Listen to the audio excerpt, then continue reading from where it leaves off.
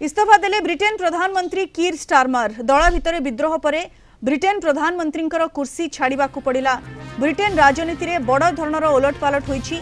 2024 रे विपुल बहुमत सह क्षमता को आसीथिबा लेबर पार्टी प्रधानमंत्री कीर स्टारमर निज दल भितर स्वर तीव्र होगा पर से निज पदर इस्तीफा देछंती।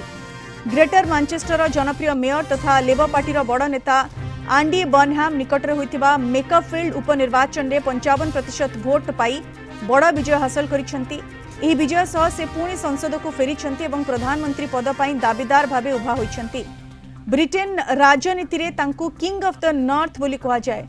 स्टारमर को लोकप्रियता क्रमागत भावे ह्रास पाउथिबारु दलर सांसद माने चिंतित थिले। लेबर पार्टी 100 रु अधिक सांसद स्टारमर को पद छाड़ाकू सीधा सड़क कहिथिले। वैदेशिक मंत्री इवेट कूपन समेत कैबिनेटर किछि वरिष्ठ सहयोगी मध्य तांकु सम्मानर सह विदाय नेबा पई एक रोडमैप प्रस्तुत करने को परामर्श देथिले।